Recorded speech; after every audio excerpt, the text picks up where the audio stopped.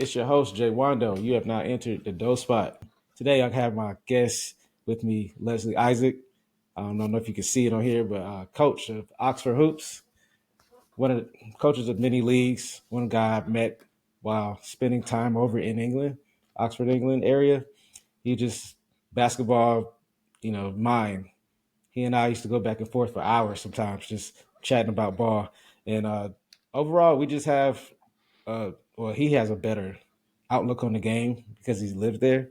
And just I want to bring him on just to share his opinions, his thoughts, and the state of basketball. And then I can give a slight comparison to how things are going over here.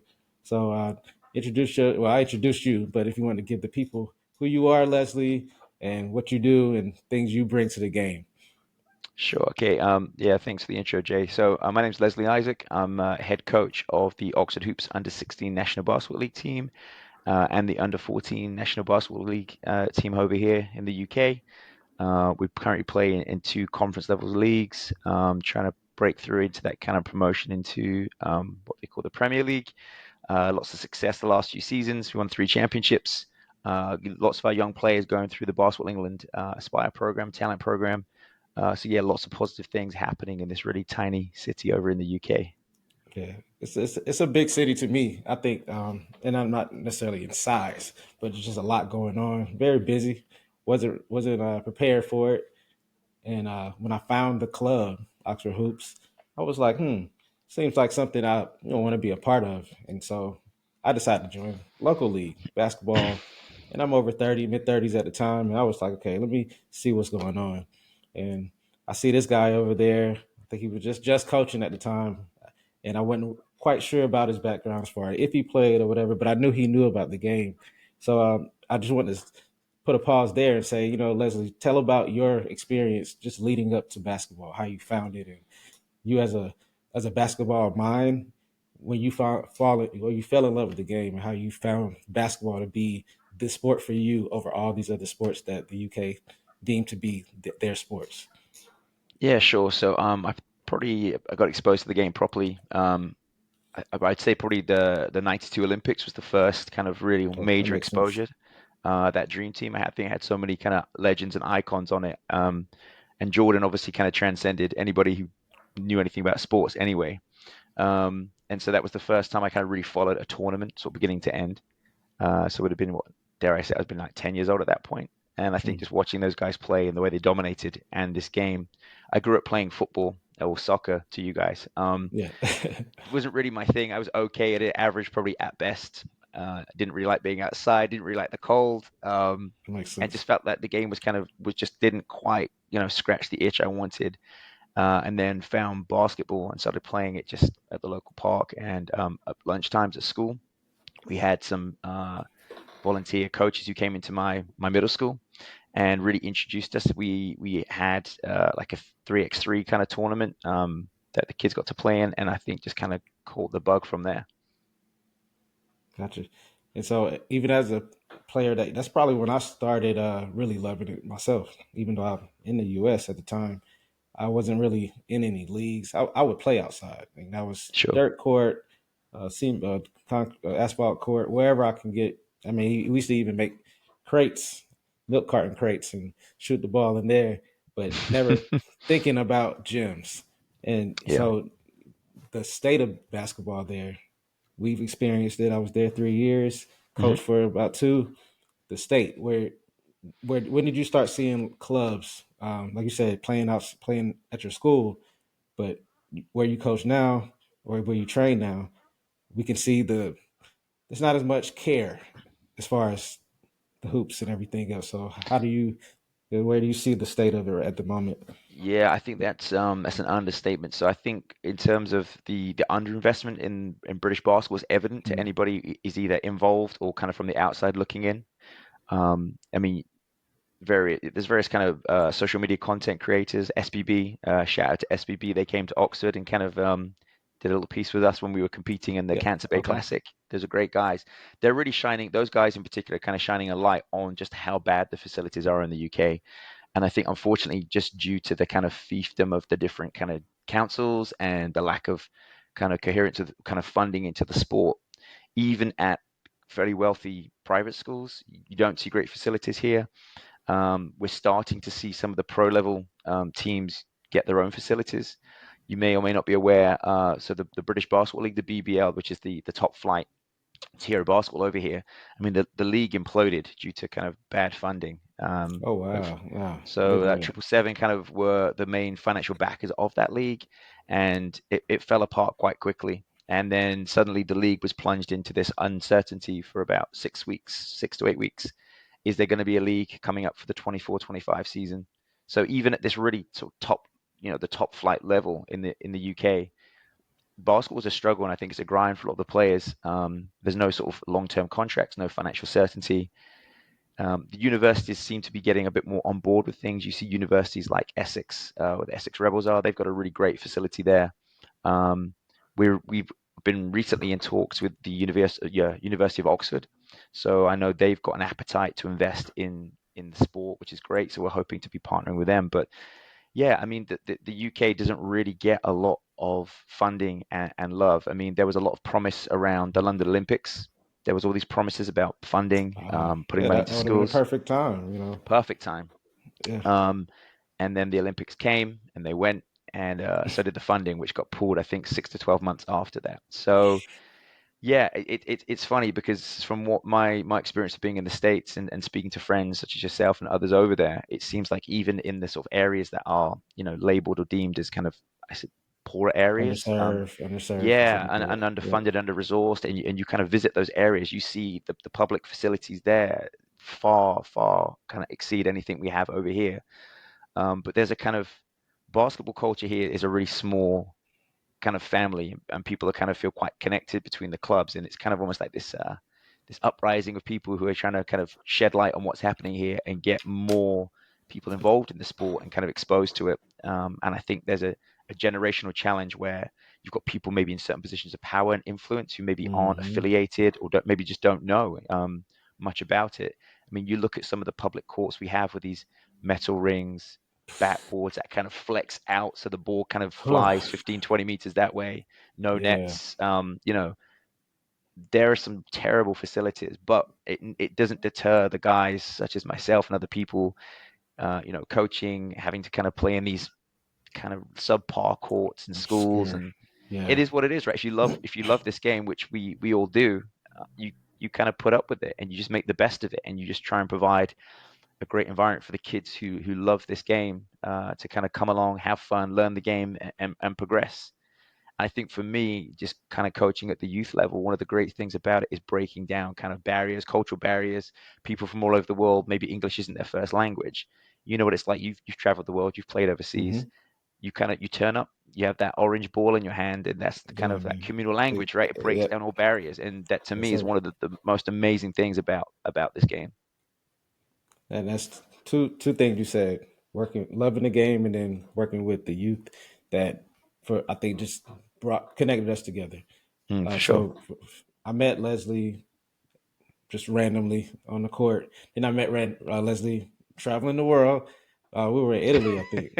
Yeah, we Just did. We crossed paths in yeah, Italy. it was wild because we actually missed our flight, and so it was a mistake that we were there and they were during their layover and seeing each other just in the parking lot. I was getting on the bus to go, I think Rome.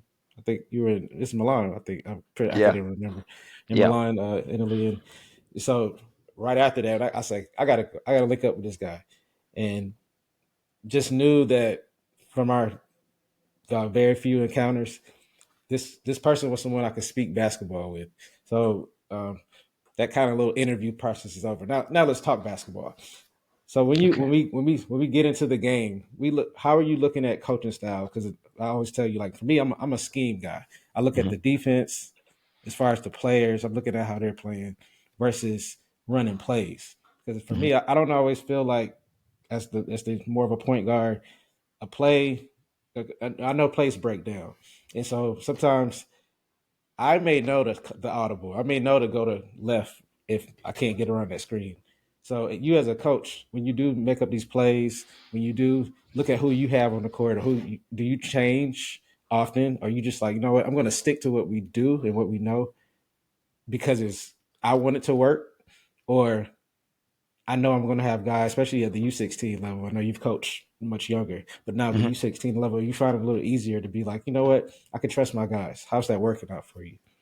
Yeah, I think I know it's kind of a loaded question, but just yeah, that's fine. So I think, I mean, the game generally is about adjustments, right? As yeah, the other team adjusts, that you make adjustments, you throw something different at them.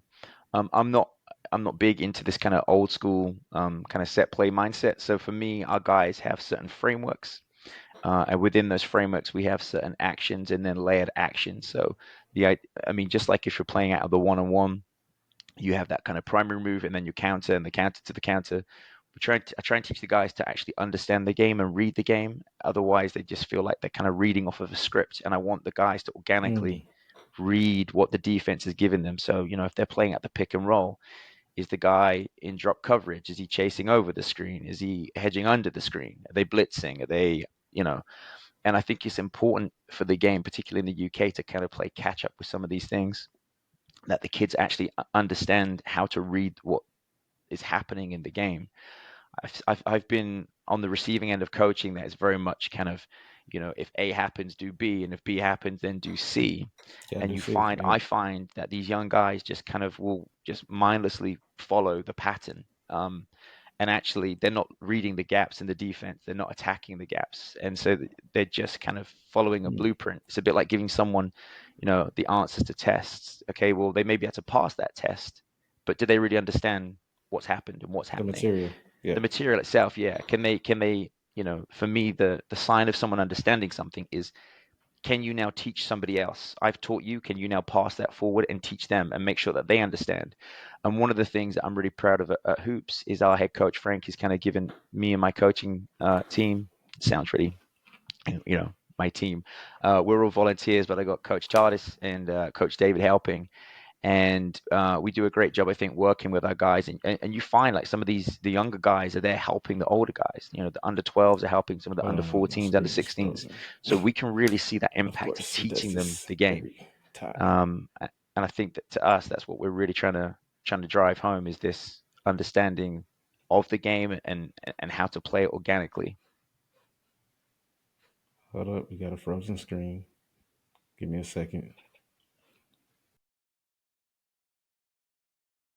Hello, technical difficulty. We back into it though. Let's get back into just speaking about structure of the game, how guys Yeah, adjust. I'm not sure where we quite got cut off, but I think the main thing the point we're kind of making is to teach these young guys Mm, how to read the game, how to play the game, not just kind of follow these set plays.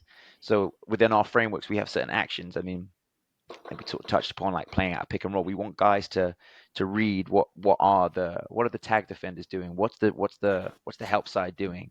If the guy is going under, am I pulling that jump shot? If he's trying to chase over, am I getting downhill? And for us, that's really important that we teach these guys, because as they get older, what changes is the physicality, the strength and speed of the players. oh yeah, However, we've seen this with guys, it's like that kind of cliche thing. You're in the gym warming up, the other team walks in and they've got big yeah. guys, right? You know what You're it's like, those reading. big, You're already like, yeah, oh, I the got to eyes guard turn, and him. you're like, oh, they've got this guy, he's 6'6", he's 6'8". And what is for us, I mean, we had this with a player last year. I mean, he was what, 5'4", playing for under 12 team against a Mm, kid who's about 6 foot, and that kind of the eyes open up and they're like, oh, he's a big guy. The guy had no IQ. He didn't know the game. No disrespect to this guy. And our sure. guy, who plays at a top level, um, absolutely pulled him apart. He played to his strengths, didn't allow the guy to get into the paint. And that was because you can see he understands the game, how to play to his strengths and exploit the weaknesses. And that's what we're looking for. And again, that kind of European influence in how to play the game in that way. So yes, you might have a huge athlete who's, bigger than you and faster than you, but Mm, that doesn't really matter if you play the game properly. You're always going to get caught at points of the game. You're trying to limit some of that kind of damage limitation. But with this particular instance, we kept the guy on the perimeter, harassed him full court. He wasn't really strong with the ball in his hand. You might he not was he always was he find, was the intimidated one, even though he was the yeah, bigger like guy. he He was he struggling. didn't know the game. Yeah. He was struggling. He was their top player, and he got exploited, just because the smaller guy knew how to exploit the weaknesses. And to me, that's important that we teach them how to play. really, really teach them how to play and how to make others better, play the right way. We always say to the kids during our games, look, win or lose, right? You're gonna win some and you're gonna lose some, but you have to play the right way. You have to play for each other, buy into the team ethos, and kind of commit to this process of getting better.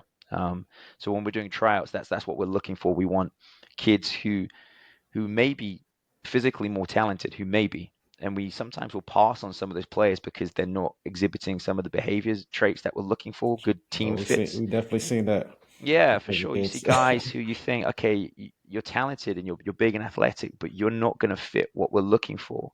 Or maybe even sometimes, without naming any names, but you see some parents and you think, man, you are going to be a pain in my ass for this Mm, season mm, if I mm, pick you. And we would never kind of cut a kid just because we felt like the parents were not there. But all these factors come into it. You kind of think, how do you champion your kid? You do it positively, you're objective with them. And I think all those things are kind of, it's like a holistic approach to the game because they've got to have the mental side as well as the physical side. and you see the influence a lot of times with the parents, or between the parents and the kid, the athlete, as we call Mm, them here. You can see their confidence where it is right away. And sometimes, from my experience, coaching, training, the parents are way more confident than the kids are, and they're like they want to come talk to you and tell you how great their or kid is, coach and you, or coach the coach, yeah. guys. And I'm like, I Yeah. really don't. I seen them going up for layup drills, or I can tell the way they pass, or whatever the case may be. The size factor, I've always been a shorter guy, but I Hmm. really don't care who's on the court. I just play the game, and I think that's Hmm. where here I see the probably the bigger difference.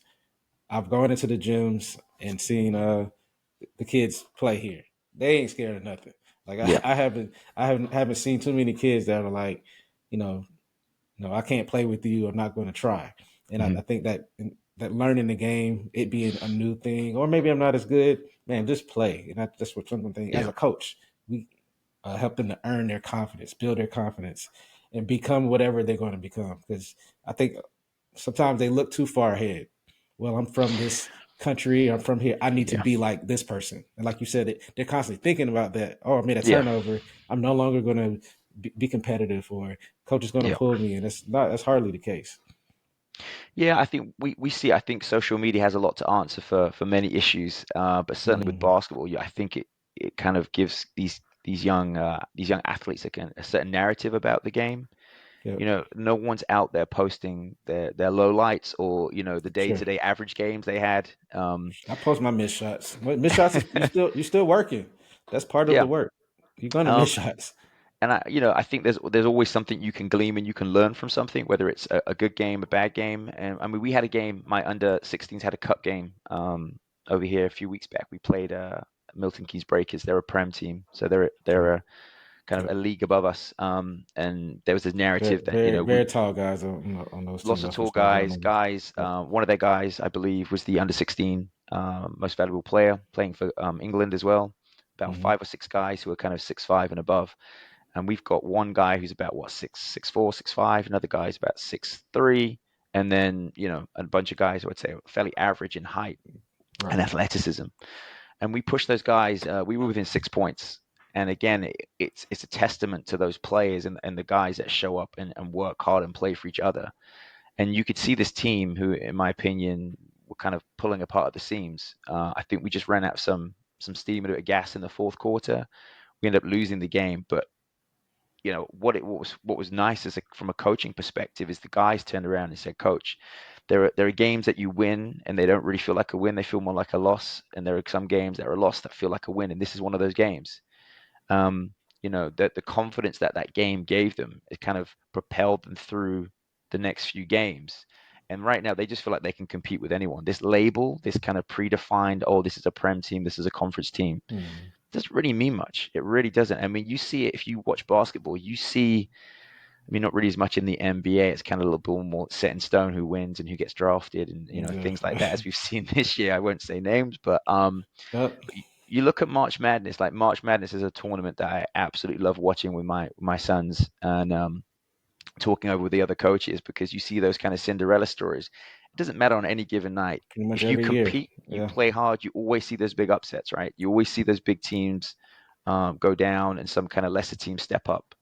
And I mean, that's what's so amazing about this game as well is that, yeah, it can be dominated when you've got finances that kind of dictate and allow separation to happen because you've got bigger budgets.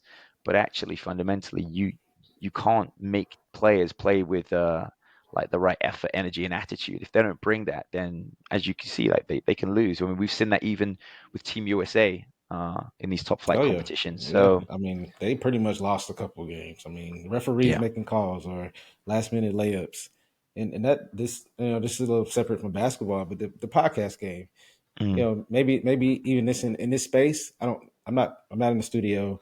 I don't have this big budget. I'm not paying for followers. I'm not trying to be anything. I'm yeah, just talking, and I think even my episodes or my relationships I have with people for me is more valuable and more important than any of that. yeah, So having friendships, having relationships I have, and then you just having regular people, as you may say or see, come on, want to speak about whatever with me and talk about their lives or talk about what they do. That's for me more important, more valuable. So same thing with basketball. There's so many clubs, so many leagues. I mentioned to you before we got on about AAU, how it yeah. is here. So you're gonna think, oh, AAU, they must be good. I mean, if you can pay to get on the team, it's basically how big your pockets are. Um, Same with over there, if you got a kid, if you can travel to London where they're likely better players and players who grew up playing the game a little longer, you're probably going to have more successful basketball players there. You're going to have better facilities. You're going to have more training staff, people that actually care about training, not just showing up, you know, saying, "Oh, go run drills," and Mhm. not really teaching the game. So I wanted to give you credit and just show the utmost respect to you as a coach because I've spent hours with you, hours around you, I watched you. I admired the way you coach, the passion you show. Leslie has his own kids who play the game as well, and I can definitely see them doing something with basketball, whether from a coaching or player standpoint. So I just definitely appreciate your time in speaking about it. And of course, there's a Thank you. lot more we Appreciate it. can talk about, but just to bring home before we go, and not to cut it short, but just whenever you see basketball being played, what's going through your mind as a coach? I mean, you know your players, you know whoever's on the other side. 'Cause I've seen the games where y'all blowing teams out by Mhm. however many, but I also seen the tough games where it got close. So what's your philosophy outside of just the regular? Oh, go play hard. Like, do you like see yourself out there? Like, how are you reading? How do you read the game? Just from I a think I player think a lot of it and a is coaching standpoint. I think when you get to a certain level with certain teams, certain players, I think the mental side of the game kicks in more. Yes, You know, definitely. it's I think that's a huge part for the kids. I think is playing under pressure. So I mean, one of the things we always try and do with our training sessions is make them more intense in the game. So when where they kind of go and then step into a game where they are down by we've had been down by 20 and won those games. Right. They don't crack, they don't break. They just know, like every session we're training, every time we're kind of putting them through scrimmages or in other games, our mindsets were down by 20. So when we are in that situation, we're acclimatized to that mindset. So it teaches the guys to value the ball. Um, so I think that's really important for us is teaching them that mental resilience. And we hear it from the parents too that they can see their kids maturing off the court and taking Mm, responsibility and accountability. nice. The things we're teaching them on the court actually at the club are one of the things we say is bigger than basketball. And I think as coaches, you hope that the things that you're kind of passing down to your players are translating. You hear parents say, "Oh, they've been way more disciplined with their schoolwork and their homework and the reading," and you think that's great. Maybe some of that is the threat of not playing if they don't get Right. it done. But Yeah. either way, it's kind of it's motivating them, teaching them the self-discipline. And I think that's where you see when it comes down to crunch time and a missed pass here, a second too late with that pass late in the game.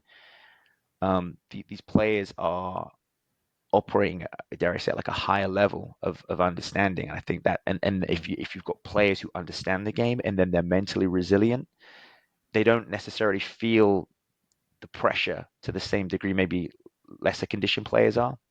I mean, the Right. whole point of stepping on the floor is everything you've done has been about preparation, both physically, mentally, as an individual and as a team. And then you drop those 12 guys into the situation. It's all about who can execute better than the other ones. You know, That's a it. lot of the times you've played teams. I mean, I have a coaching notepad, so I'm making notes through games, rotations, who's doing what. So that's just one of the things I do. And at the end of the day, you might know something about that team or that player, but that doesn't mean, you can stop what they're doing. I mean, you look at the game on a professional sense. I'm sure every single NBA You're team, being scouted. they're Yeah, every scouted player. constantly. So Hmm. then what is really the difference maker? They've all got the money at that point, and they know their schemes and what they go to, and in certain crunch points of the game.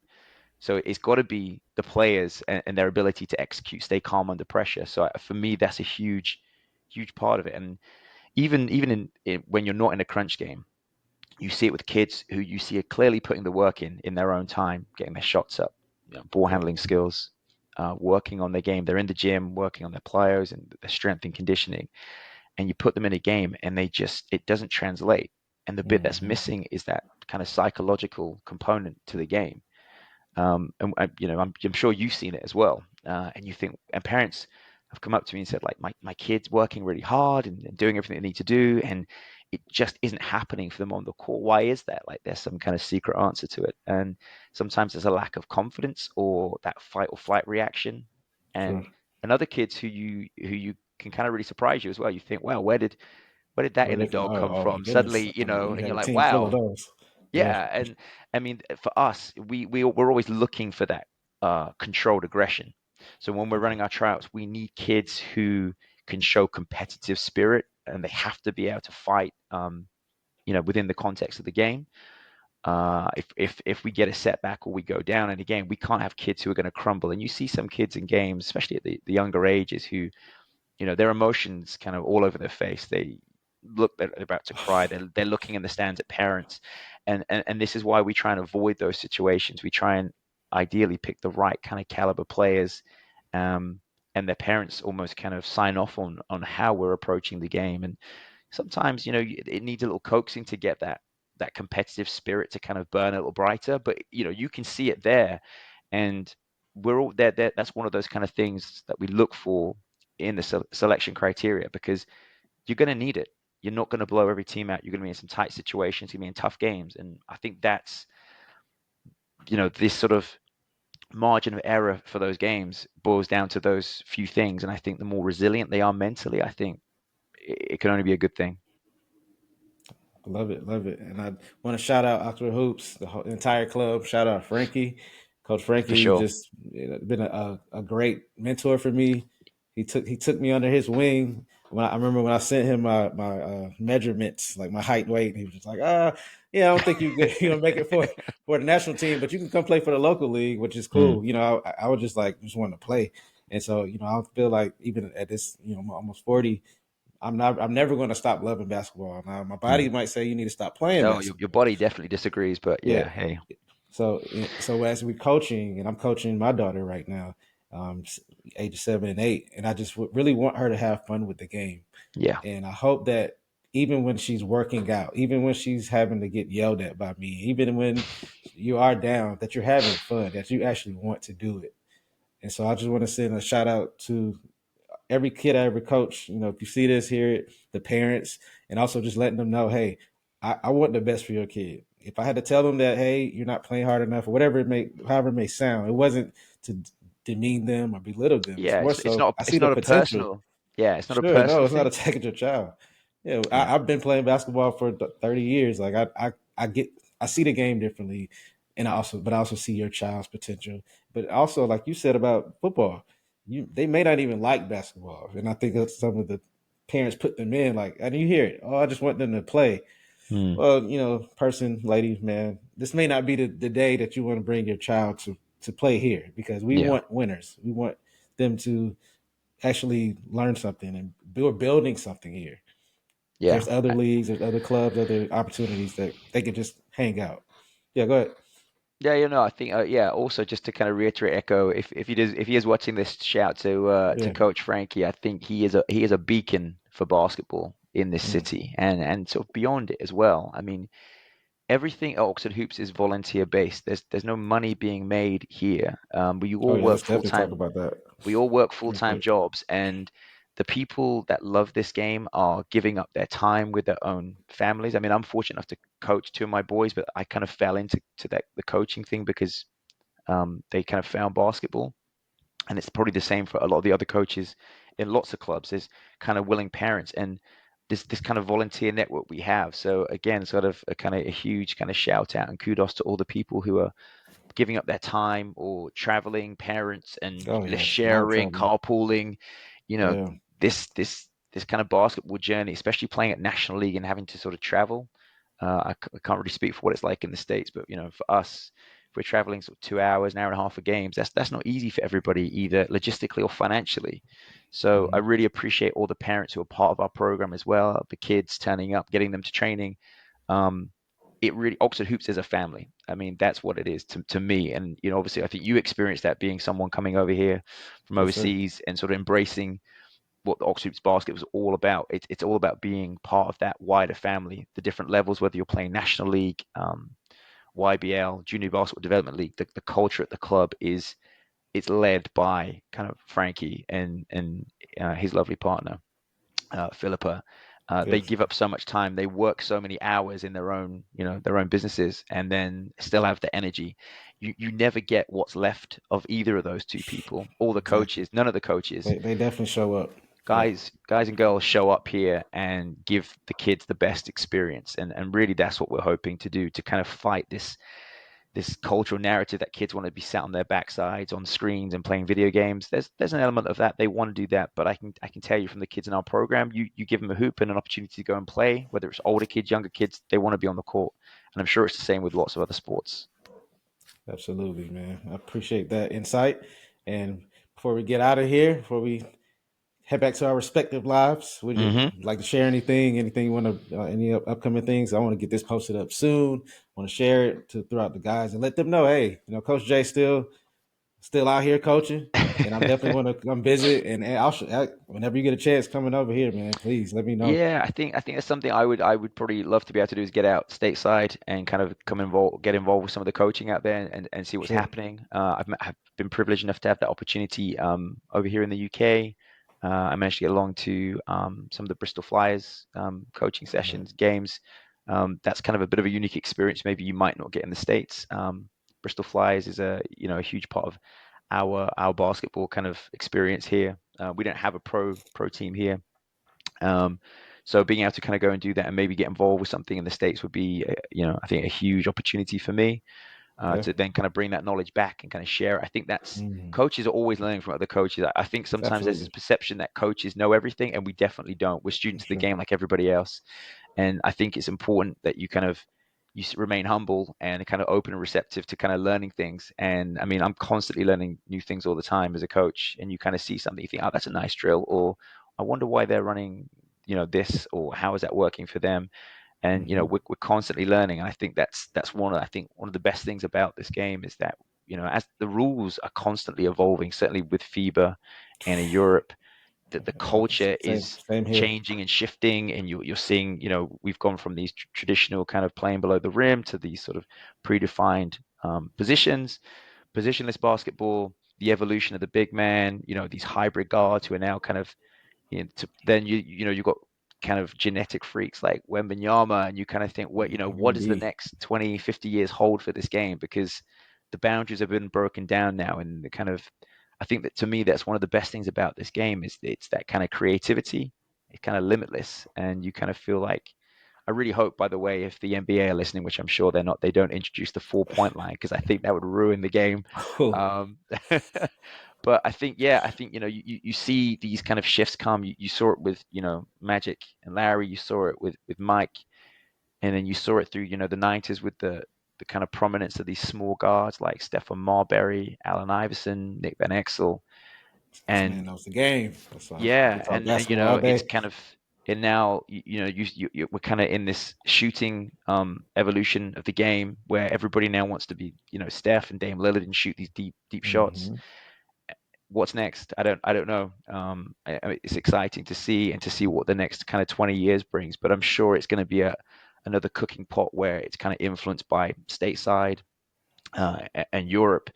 And I think it's an exciting time for European basketball, having so many players, prominent players, not just guys in the back, the 14th or 15th string on a roster. You've got guys, back to back MVPs, and Yeah, guys who are really kind of putting that stamp and footprint in Europe. I think is a really exciting time for basketball. yeah, and they're earning it. It's not like people are getting worse. It's a lot of elite level players out there. So For sure. I really appreciate the game. And again, appreciate your time. You want to leave any social media drops on here? You may pick up a No, just couple. just shout out Yep, to everybody in Oxford Hoops. Keep working hard. Season's going well sure. so far. The men, shout out to the men's team. We beat Yep, Worcester Wolves in the Division 2 of the Cup, so that's a great story for us as a club. Worcester Wolves used to be a BBL team over here, so a top flight team. Hopefully they keep rolling in the cup, get deeper into that tournament, and yeah, we're just hoping for some more success this year, more winning, and hopefully some promotion for some of our National League teams. Get those guys playing up in the Prem, and yeah, long may it continue. that's yeah. Leslie definitely puts his work in on the court, not so much on the internet. So if you want to reach out to me for anything, this should be posted like November something, first week. But definitely want to thank you for coming on. Thank you for your No, my time. Thank pleasure. you for your help throughout the way. Like I said about learning, I learned so much about you that I take over to what I'm doing now, and I'm networking. So at any given time, someone wants to throw something out there, I'm like, hey, I got a guy in Oxford. You know, Like he where? he like yeah, so they Yeah. know. But yeah, man, appreciate you, man. Enjoy Thanks the very much rest of for your having me day, on. I really man. appreciate it, Jay. Yes, Really sir. good to catch up with you, buddy. Always good to talk Absolutely. hoops. Always. Yes, sir. It's a Doe Spot. Appreciate y'all. Till next time.